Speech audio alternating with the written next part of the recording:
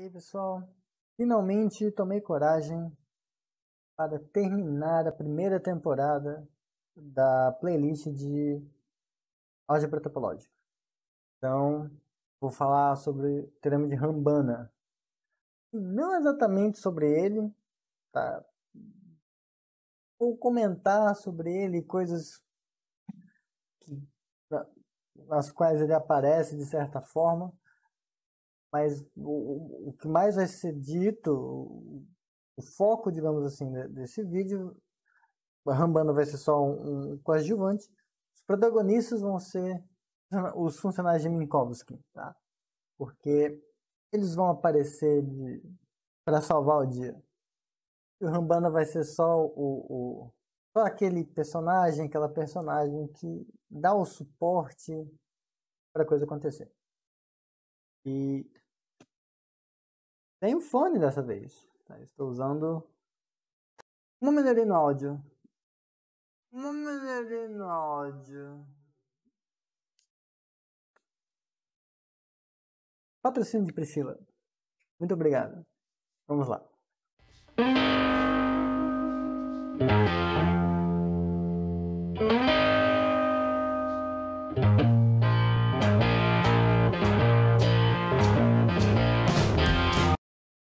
Então, só para lembrar algumas coisas pertinentes, já que faz séculos que não falo sobre isso, então quem estava acompanhando a playlist às vezes esqueceu.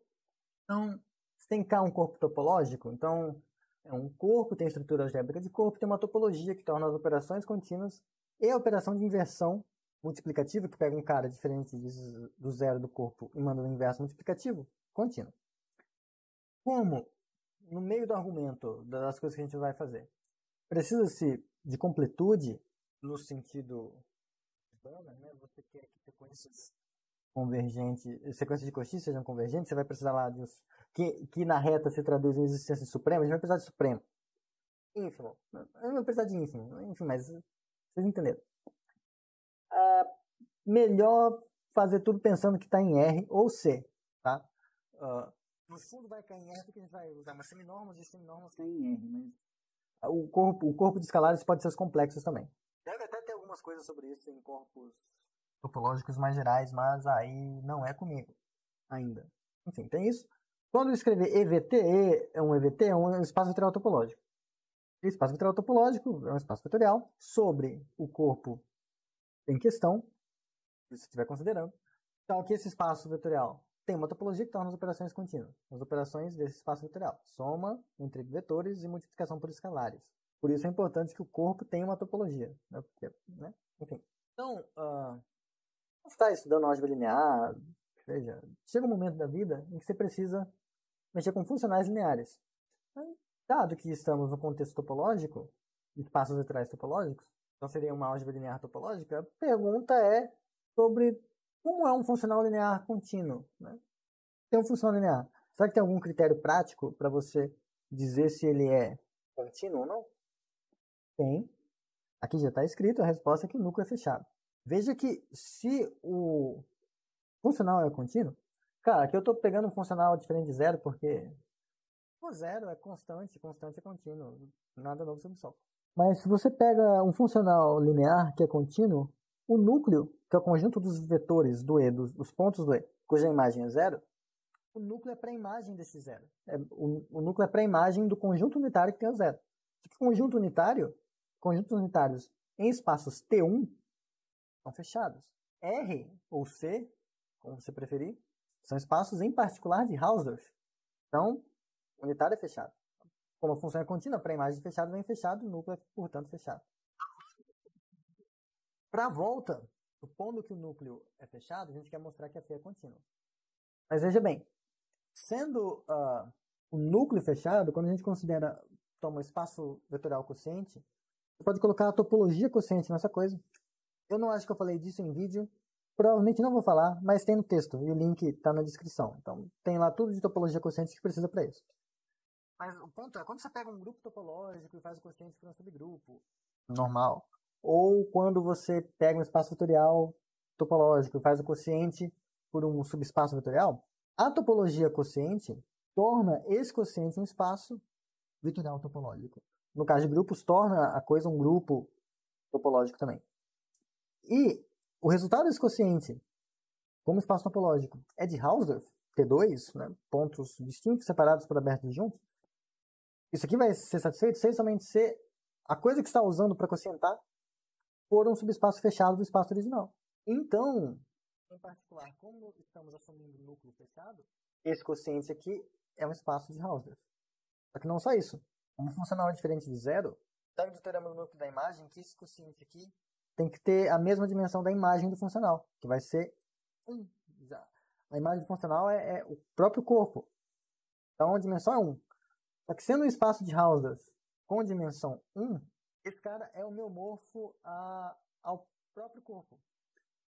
E aqui nem precisa usar aquele canhão de que, dado um espaço vetorial topológico de Hausdorff, ele tem dimensão finita, n, então ele é topologicamente isomorfo ao Kn. Não precisa disso. Aqui dá para fazer no braço. Coloca no exercício, no texto, tá como exercício, e tem a dica lá. Mas assim, você pega um espaço vetorial topológico, Hausdorff, com dimensão 1, e aí você pega qualquer vetor não nulo dele, ou seja, qualquer base, quando você pegar a correspondência que leva um escalarzinho k em k vezes esse vetor que escolheu, essa correspondência não só vai ser contínua é em geral, porque a multiplicação é contínua, mas ela vai ser um homeomorfismo. Então, a inversa vai ser contínua também. Tá? Porque isso aqui já seria um isomorfismo vetorial, isomorfismo de espaços vetoriais. Só que com essas hipóteses aqui, o axiominha de Hausdorff aqui, você consegue fazer um truquezinho para mostrar que a inversa também vai ser contínua. Aí, bom, se você vai e olha o diagrama que a φ induz com o quociente, que você tem a projeção, e aí você pega a φ barra, o único mapa linear que torna esse diagrama comutativo, essa φ barra, ela faz o quê? Ela pega um W barra, manda no FW, na imagem do W.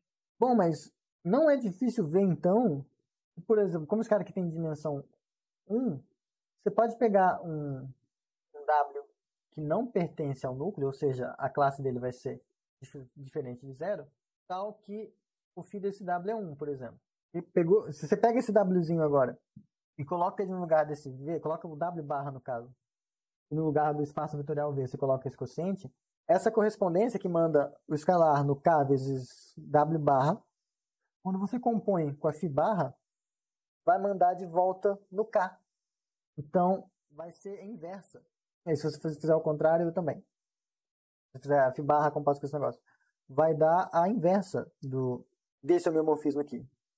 Então, bom, é a inversa de um homeomorfismo. Então, esse aqui é contínuo. Mas a projeção, nesse contexto, também é contínua. Portanto, você expressou a φ como composta de contínuos. E aí a φ é contínua. Truquezinho maroto, truquezinho maroto. Bom, isso dá pra gente, como corolário, se está num espaço vetorial topológico de Hausdorff, dimensão finita, então você não precisa se preocupar. Todo funcional linear que você já tinha é contínuo. Porque o núcleo vai ser um subespaço de dimensão finita, porque está dentro de um espaço mais de dimensão finita, num espaço vetorial topológico. Que ele vai ser essencial, é um Kn da vida. Aqui é como se estivesse num Rn, num Cn da vida. E pegou um subespaço de dimensão menor, subespaço vetorial de dimensão menor. E ele vai ter que ser fechado, porque, usando aqui que já é um Rn, só para vocês entenderem a ideia, se você pega uma sequência de pontos do núcleo que converge para alguém no espaço todo, o fato dela ser convergente no espaço todo diz que ela é de Cauchy, vista dentro do espaço todo. Mas aí quando você olhar só no subespaço, ainda vai ser de Cauchy.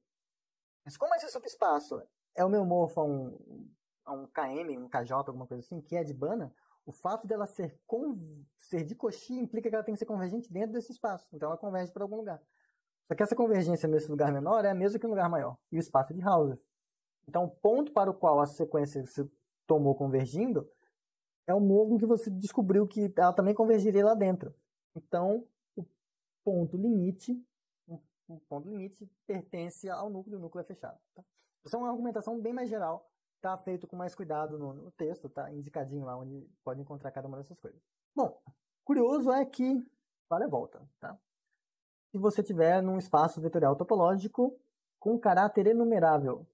Caráter enumerável, eu tenho quase certeza que eu já falei disso em algum... Eu tenho quase certeza que eu já falei disso em algum vídeo de alguma playlist anterior. É quando para todo ponto do seu espaço você tem uma família enumerável de abertos. Qualquer aberto que você pegar, você consegue encontrar um aberto dessa família dentro dele. Tá? Como se fossem as bolas de centro num ponto e raio 1 sobre n. São enumeráveis bolas, espaço metro. E dado um aberto, você vai ter um n suficientemente grande, tal que a bola de centro x e raio 1 sobre n é suficientemente pequena para dar dentro daquele aberto. A ideia é essa. Então, se está no espaço vetorial topológico, tem caráter enumerável, tem essa propriedade aqui. Spoiler alert. Isso ocorre essencialmente se a topologia do seu espaço vetorial topológico é pseudometrizável. Fim do spoiler. Então, para espaços dessa natureza, ter dimensão finita é equivalente a todo funcional linear ser contínuo. Tá? Não vou entrar nessa demonstração aqui. É uma construçãozinha bonitinha, mas tem no texto também. É só porque tem muita coisa para falar disso, eu quero fazer num vídeo só, e eu tô com preguiça. Eu não quero gastar muito tempo fazendo isso. Tem muita coisa para fazer. Mas, essencialmente, se você pega... Já sabe... Acho que precisa de Hausdorff aqui. Na dúvida, eu vou colocar Hausdorff nesse negócio. Tá? Porque a gente já sabe que se a Hausdorff tem dimensão finita, então todo funcional linear é contínuo. Mas, se o espaço vetorial topológico tem caráter enumerável e dimensão infinita, você consegue montar um funcional linear que não vai ser contínuo. Tá? E aí o truquezinho é só você pega um subconjunto ali infinito numerável e pega uma sequência de pontos. Eu vou acabar fazendo isso, né? Eu vou fazer. Pega aqui um L infinito numerável e para todo n você pega um escalarzinho Tn de zero, tal que Tn xn pertence a Vn, que é Vn. Vn é a sua base local em torno de zero. Tá? Então você está com... Imagina que esse aqui era o vetor nulo, e aí esses laranjas que eu fiz aqui são os VJs. Então aqui um Vn mais um, Vn, tá? Ela está decrescendo em direção ao vetor nulo. Que você consegue encontrar um Tn que satisfaz isso, decorre da continuidade da multiplicação. A multiplicação é contínua, então você consegue garantir isso. Tá? Porque 0 vezes o xn vai ser 0, então você consegue em escalazinho pequenininho, possivelmente pequeno, você consegue uma vizinhança onde você pega o carinha lá, e em particular o resultado da multiplicação vai estar todo dentro de uma dessas vizinhanças para cada nzinho. Em particular, você pega um TN lá dentro. Tá? Só isso. Eu realmente não quero entrar em detalhes. E daí você definir a função que você pega xn e manda xn em 1 sobre Tn. Agora você estende esse conjunto ali, você quer ali, né? Estende esse conjunto ali para uma base. O lema de dados pode fazer isso. E aí, em elementos da base, você vai e manda no zero. Bom, você estendeu nesse cara ali que você já tinha definido. Está definido assim a função. No resto você está mandando em zero. Então você pode estender linearmente isso para uma função, para um funcional linear do seu espaço vetorial para o corpo. Só que agora, quando você olhar a sequência dessas coisas, φ Tn xn vai dar 1 para todo n. Então essa coisa aqui converge para 1. Por outro lado, Tn xn converge para o vetor nulo, já que cada Tn xn está dentro de um abertinho cada vez menor da base. E essa coisa não converge. Não é contínuo, porque né, teria que ir para o zero. Enfim, isso é só uma curiosidade para motivar a seguinte pergunta, né? Quando a gente está em espaços mais gerais, a gente fica meio de mãos atadas para... Tipo, não é trivial você dizer o que é o dual topológico, né? Que é o E-estrela, o conjunto dos funcionários. Aqui faltou dizer que é linear. Se é linear e contínuo. Quando você olha o conjunto dos funcionais lineares e contínuos, isso pode ser estranho, né? Porque se você tiver um espaço vetorial topológico de caráter enumerável, então está metrizável, né? Spoiler. E ele tiver dimensão infinita, então você terá funcionais lineares não contínuos. Então não é todo mundo. Então a coisa muda. Então essa coisa deixou de ter um comportamento completamente trivial. Então a pergunta é, qual o comportamento dessa coisa?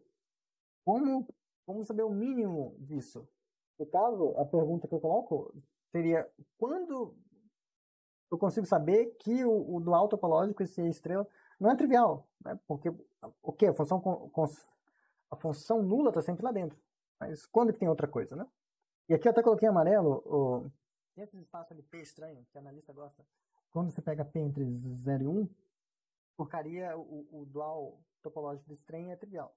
Tá? Então, também não vou entrar nisso, mas são espaços razoáveis em algum sentido que dão bagunça com isso. Tá? Então, o que precisa acontecer para que... Ok, eu não sei dizer exatamente o que é o dual topológico, mas eu sei que tem pelo menos uma galera lá. Então, que a gente vai ver bem por alto, porque não tenho paciência para falar disso tudo num vídeo, assim, que nem é para aula, um vídeo for fun.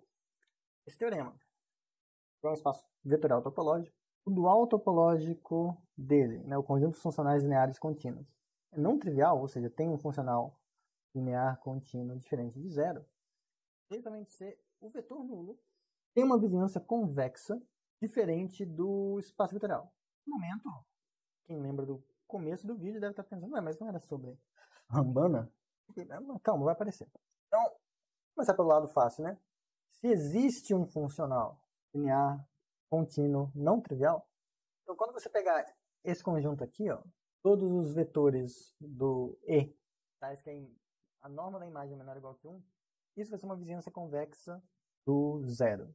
Essencialmente pelo fato de que a pré-imagem da bola aberta de centro zero e raio 1, que é um aberto no R, no C, enfim, isso é um aberto, a pré-imagem vai estar contida dentro dessa coisa, então isso vai ser uma vizinhança.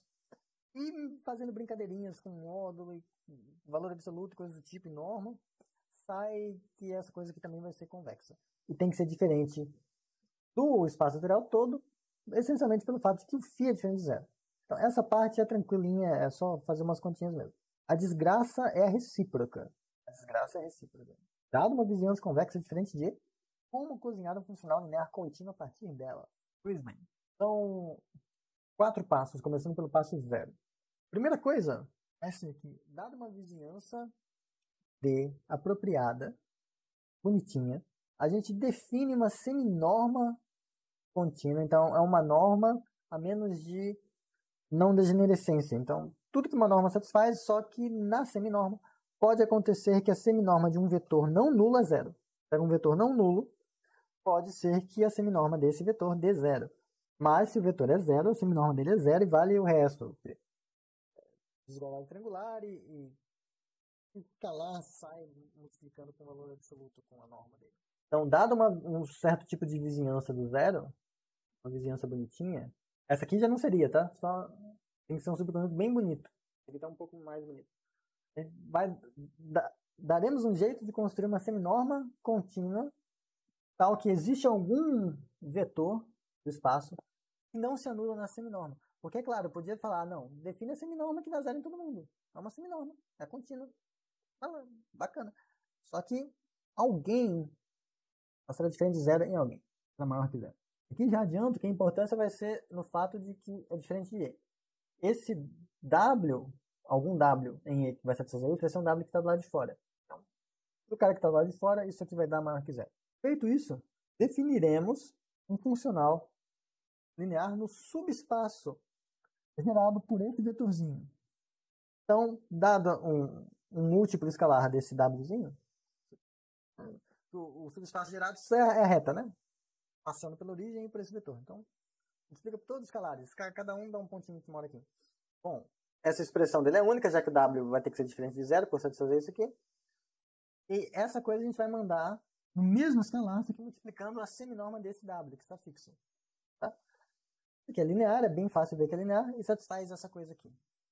Então, norma de psi de x menor ou igual que a seminorma de x, dessa seminorma, para todo x, aqui eu escrevi errado, era para ser para todo x pertencente ao subespaço gerado por W. Agora, para quem já viu Rambana, e está só revendo isso porque estava de boa, aqui você já viu onde aparece Rambana, né? Você tem um funcional linear definido numa coisa pequenininha, num subespaço pequeno, menor. Esse funcional está limitado por uma seminorma, definindo um espaço grande. Então, usando a Rambana, aí que a Rambana vai entrar, a gente vai estender esse psi a um funcional que ainda vai estar limitado pela mesma seminorma. Por fim, a gente vai ter que se convencer de que essa limitação, ser limitado por uma seminorma contínua, é equivalente a você dizer que essa coisa é contínua. O que lembra um pouco aqueles exercícios de começo de análise funcional, de que um operador é contínuo sem somente ser limitado. Lembra muito isso. Tá? Então, outline seria esse. Não vou dar o detalhe de todas as contas. Não, já tive que escrever. É muita coisinha.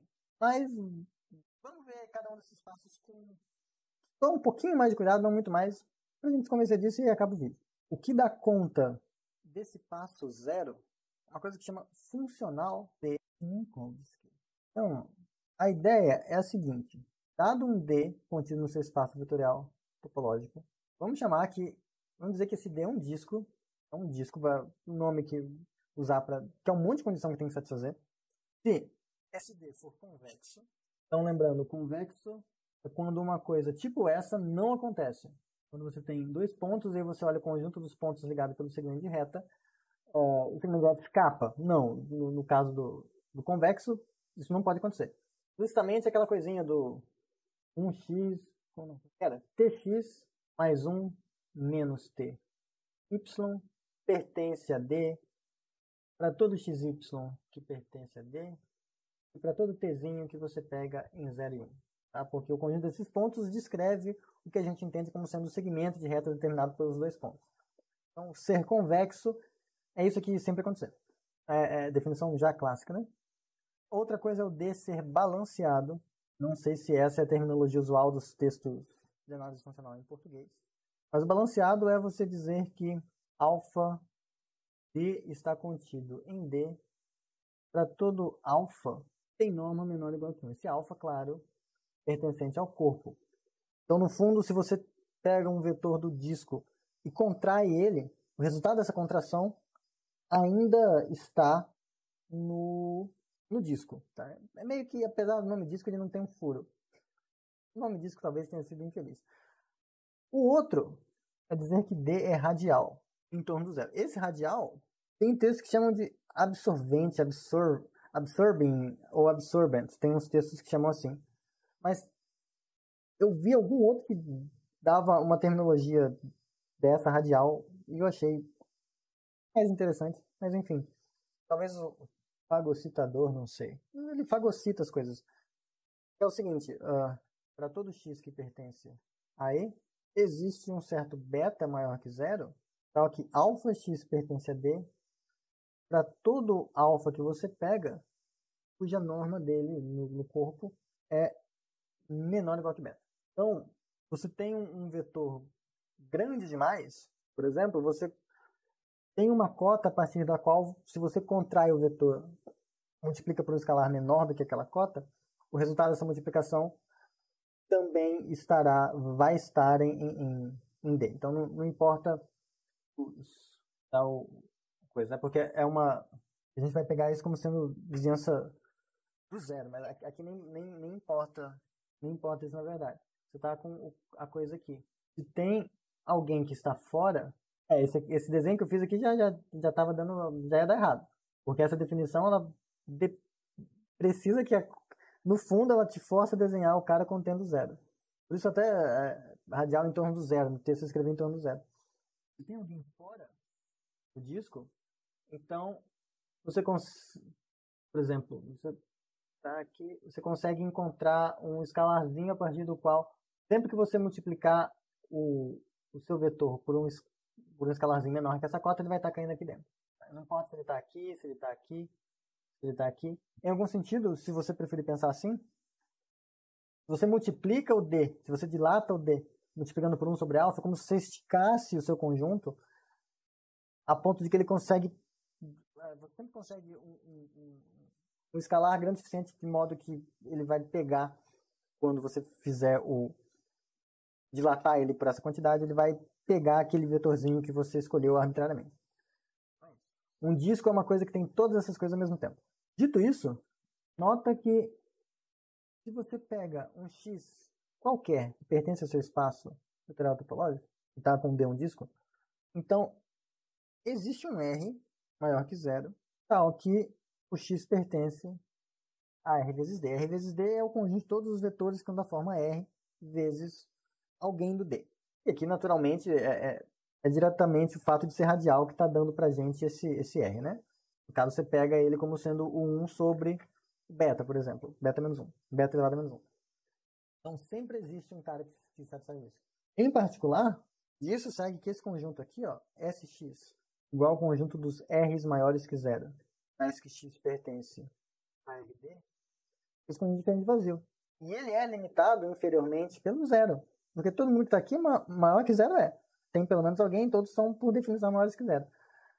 Então, zero limita inferiormente. Não vazio. Conjunto de números reais não vazio limitado inferiormente. Portanto, existe, que a gente vai chamar assim, o ínfimo dessa coisa. Visualmente, é como se esse negócio laranja aqui fosse o disco. Esse pontinho aqui é o zero. E aí, dado um vetor qualquer, a gente vai dizer que a norma desse vetor é o ínfimo dos R's que fazem o X pertencer ao RD, ou seja, vai multiplicando vai dilatando os carinhas desse D, multiplicando por valores de R maiores que zero. Num certo momento, era para ser só um pouco, não era para ser torto, era só para estar maiorzinho. Você deu uma aumentada, chegou um momento que você deu uma aumentada, ainda não pegou. Chega uma hora que pega. Então você pode, foi demais, vai um pouco menos. Você vai até o ponto onde é o ínfimo, digamos assim. Ponto onde é a melhor aproximação, por assim dizer, o melhor R que torna essa dilatação, faz essa dilatação alcançar o X. Pode ser realizável ou pode ser que esse R seja só o limite, um ínfimo que não é atingido, mas de qualquer forma, nota que se você parar para pensar visualmente, é como se esse ínfimo estivesse pegando, a gente está olhando a reta gerada pelo X, né? É como se estivesse olhando na reta gerada pelo X, em que momento essa dilatação encontra o X. E meio que você usa esse Rzinho para fazer isso. Não sei dar uma intuição melhor desse negócio, que é chamado de funcional de Minkowski.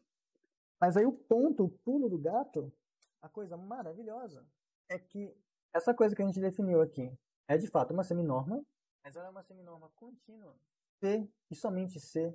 O D, o disco que a gente pegou, é uma vizinhança do vetor nulo. Então, além de ser um disco que contém o zero, esse disco contém um aberto que contém o zero. E aí, quando você tem isso tudo, garante-se que essa seminorma que você construiu, ela é contínua. A conta nem é tão terrível, meia página para um pedaço, uma página de conta praticamente você mostra isso tudo. Mas está no texto, eu não quero fazer. Me desculpem, não quero, mas fica o resultado na cabeça. Bom, mas enfim, agora que a gente sabe como construir essa seminorma, então definimos uma seminorma contínua.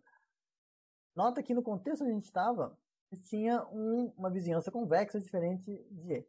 Essa vizinhança convexa dá para, e aí fazendo uns truquezinhos, você consegue pegar dentro dessa vizinhança, você consegue pegar um disco.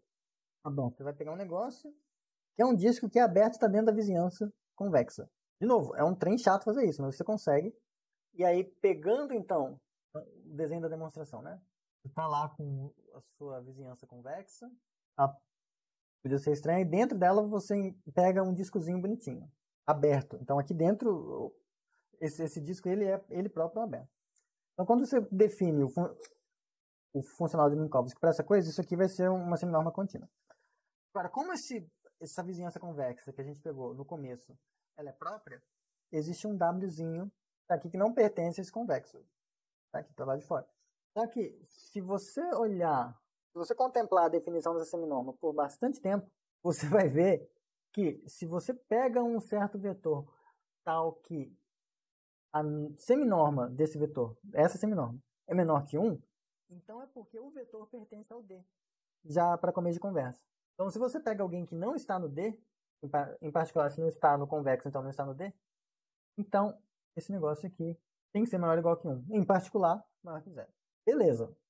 Então, passo 0 realizado. Passo 1 é só perceber isso, de fato, é só olhar e abrir as contas. Você percebe que essa correspondência é linear e satisfaz isso aqui. Sim. E agora, o passo 2 é o teorema de Rambano. E, sei lá, tem milhões de lugares. Faz ele. Aqui uma das versões dele, você tem um K espaço vetorial, tem uma seminorma definida no seu espaço vetorial e um subespaço vetorial próprio. Aí se você pega um funcional linear que é limitado por essa seminorma, então você consegue um funcional definido no espaço todo que ainda está limitado por ele. Então, ó, eu tenho aqui o x, aqui o m inclui. E aqui tem esse que satisfaz isso aqui. Ele é limitado pela seminorma e a seminorma está definida em tudo. A seminorma está definida em todo x. Então, o que o teorema de Rambano dá para a gente é um funcional linear que não necessariamente é único. A gente ganha a existência dele. Tá? E tal que esse funcional linear faz esse diagrama como está. Então, quando você aplica um carinha que mora no M, no φzão, dá o φzinho. E, além disso, ele satisfaz a mesma desigualdade que o outro, só que agora isso definido para todo o vetorzinho do x. Demonstração é a aplicação clássica do lema de Zorn. Monta uma ordem parcial com todas as onde todas as extensões do funcional φ moram, tá? Uma ordem apropriada. Mostra que uma cadeia qualquer nessa ordem parcial tem limitante superior, portanto vai ter um elemento maximal. Se esse elemento maximal não se ele não tivesse como domínio o próprio x, você poderia estender ele mais uma vez, e aí usando um lema de essencialmente álgebra linear, você poderia estender ele mais uma vez de modo a satisfazer isso aqui, e aí o seu elemento maximal não seria verdadeiramente maximal. Detalhes disso abundam em livros de análise funcional, sei lá, na internet, no Stack Exchange. Está feito no texto também, o link está na descrição, então não vou falar disso. Vou aceitar que, de fato, a gente consegue dar conta então do passo 2, que é estender essa φ que a gente tinha definida a uma φ ainda linear, que respeita essa mesma desigualdade. Falta só a gente se convencer de por que raios você ter um funcional limitado por uma seminorma, naquele sentido, garante para você que ele é contínuo. Falta só isso. Se a gente fizer isso, acabou. Então, tem esse teorema aqui. Tá? Pega um espaço vetorial topológico. Esse T aqui, T de transformação linear, então estou pensando que é linear. Então, uma transformação linear do seu espaço vetorial topológico X, do seu espaço vetorial topológico X em K, ela é contínua, se somente C, existe uma seminorma do seu espaço X em R, então, seminorma contínua, tal que vale essa desigualdade para todo X. Tá? No texto, essa versão está um pouco mais geral, eu fiz ela no lugar de K, colocando o espaço Y localmente convexo. Aqui eu não quero falar de espaço localmente convexo aqui. Embora as ferramentas já estejam todas na mesa, eu estou com fome. Mas enfim, então nota que se a sua T é contínua, então quando você fizer essa composição, então que sai no X e vai no K, mas deixa eu colocar aqui, é melhor eu colocar assim, porque essa é a norma do corpo. Em geral a gente usa uma barrinha só, né? Então aqui está saindo a T e aqui está saindo a norma usual do K, que pode ser valor absoluto ou a norma do número complexo. Então, esse aqui já é contínuo. A gente já sabe que esse aqui é contínuo. Se esse aqui é contínuo, essa composição é contínua. Só que essa composição, ela faz exatamente o que? Ela pega um x e manda a norma de t de x. Isso vai ser uma seminorma contínua. Então, é uma seminorma contínua de x em R que satisfaz isso menor ou igual que... Então, ela já dá aquilo que você quer. Esse lado sai trivialmente, assim. Porque ela, nesse caso, esse próprio valor absoluto, a norma do t de x, já vai ser a seminorma contínua que você queria. Para a volta, a gente só precisa mostrar que a t... Então, tendo isso, a gente só precisa mostrar que a t é contínua em zero. Para mostrar que a t é contínua em zero, você pega uma net convergindo para o vetor nulo, então você quer concluir que a t de xd converge para o zero. Se a resposta para isso aqui for sim, então vai ser contínua. Porque teremos mostrado que ela é contínua no zero, e para grupos topológicos, espaços vetoriais topológicos, basta fazer nesse caso. Só que veja, isso aqui, t aplicado em xd converge a zero, isso é uma coisa que está acontecendo no corpo.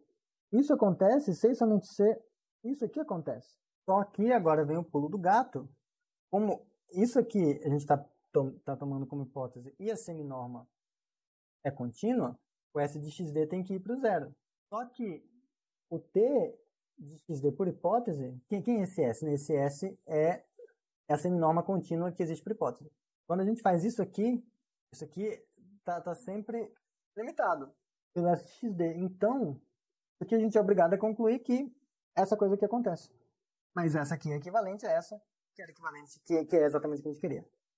Tá? Então, realmente, temos... Tá gravando? Tá. Temos o passo 3 demonstrado, e aí isso encerra a discussão de quando o dual topológico é diferente de zero. É precisamente quando tem uma vizinhança convexa diferente de t. Então, assim, tem muita coisa aqui acontecendo. Esse finalzinho do argumento eu dei um jeito de não ter que falar de espaços localmente convexos. Talvez até tenha um erro nessa implicação aqui, mas eu acho que ele é razoável. Dessa vez não seja tão automático. Mas, enfim, tem muita coisa escondida aqui. Tem teoria sobre espaços localmente convexos misturada aqui dentro. Tem uma equivalência muito importante. Eu não estou falando que ela é subjacente a isso tudo, de que um espaço vetorial é localmente convexo. O que é localmente convexo? Né? Todo ponto, o vetor nulo tem uma base de vizinhanças, uma base local de vizinhanças convexas. Você está num espaço vetorial topológico onde isso acontece. Então, usando esse truque de Minkowski, essa seminorma, esse funcional, eu chamo funcional de Minkowski, mas para mim isso é uma seminorma. Usando essa seminorma, você dá para mostrar, dá um trabalhão, você consegue mostrar que existe uma família de seminormas que induz a topologia do espaço. Então é quase como se ele fosse um espaço normado ou seminormado. Nessa aqui você vai pegar as interseções das bolas das diferentes seminormas que aparecem, e aí esses vão ser os abertos básicos. Essa é a diferença. E vale a volta que se você está num espaço vetorial topológico, então o vetor nulo vai ter uma base local de vizinhanças convexas.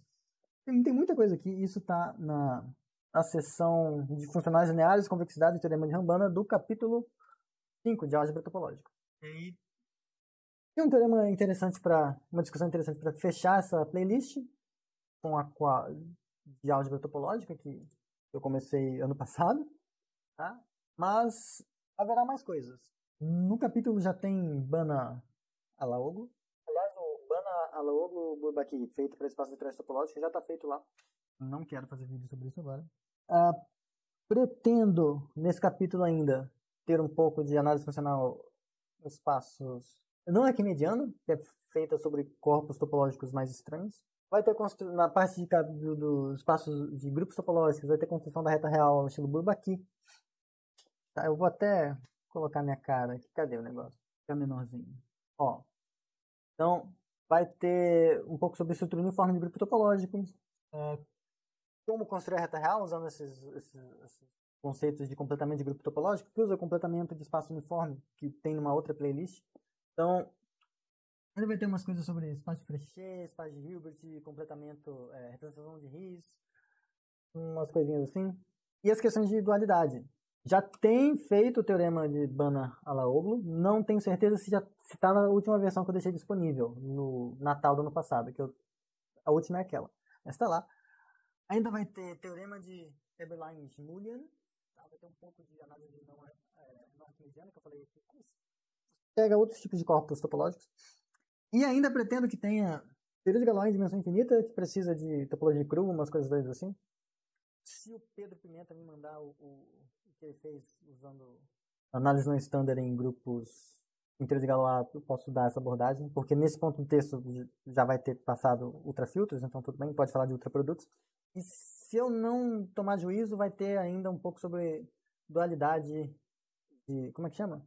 Contreagem. Dualidade de Contreagem? Agora esqueci. Isso, dualidade de Contreagem, que é um negócio de grupos topológicos que tem mais a ver com análise e coisas assim. Como é o espaço, o capítulo de álgebra cabe aqui. Tá? Então, essa playlist ainda terá uma Season 2, talvez até mais Seasons, a depender da minha paciência para escrever essas coisas e pior, além de escrever, ter paciência de falar disso, né? Então, provavelmente não vai ter tantas mais temporadas, mas pelo menos mais uma vai ter, porque faltou coisa básica de álgebra topológica para falar, tá? Mas é isso.